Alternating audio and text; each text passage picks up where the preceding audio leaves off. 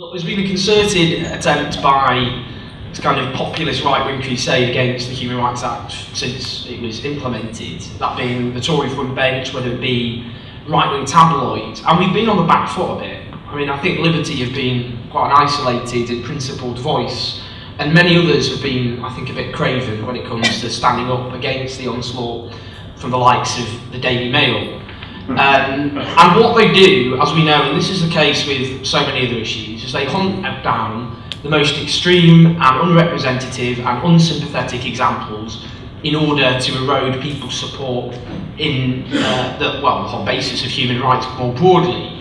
Now, we've got to be clear, we've got to loudly talk about the games. This is what we need to do, because people connect with stories more than they do with facts and statistics. And I think those who oppose human rights know that better than us often.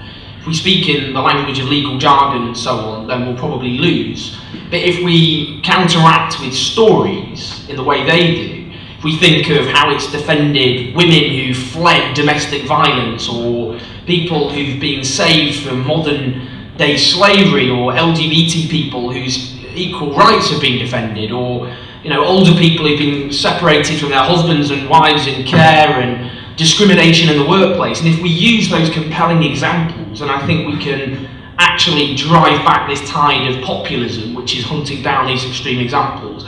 So yes, I'm worried, but I'm not pessimistic in the sense that I think this is a battle that we can win. I just think we need to build a very broad coalition.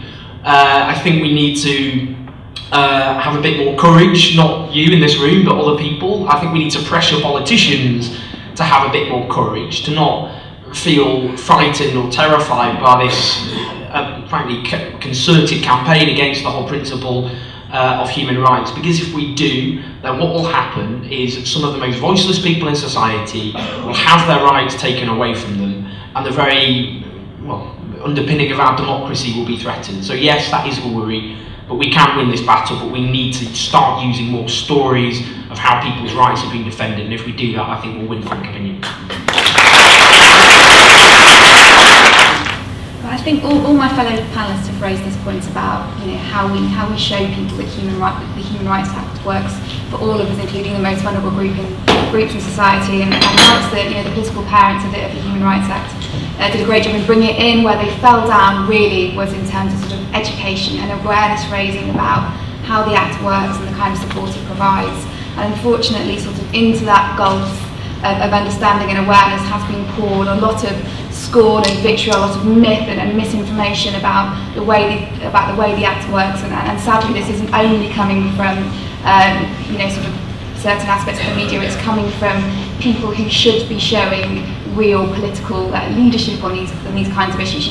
Home secretaries and their cats, and prime ministers who are physically sick at the idea of prisoners voting, and of course the prime minister who at the moment, as Frances said in her opening remarks, is on the one hand establishing a commission to look into a fitting memorial, a fitting legacy to the Holocaust, and at the same time threatening to tear up the post-World War II consensus on the protection of basic rights and freedoms. And this is sort of, and it's so depressing to see, as Nahal raised in her question, this Labour's Human Rights Act. Well, actually, we know that the Human Rights Act was developed in the wake of the atrocities of the Second World War, and amongst those very influential in the enshrinement of the rights now protected by the Human Rights Act were Winston Churchill and many other conservative lawyers at the time.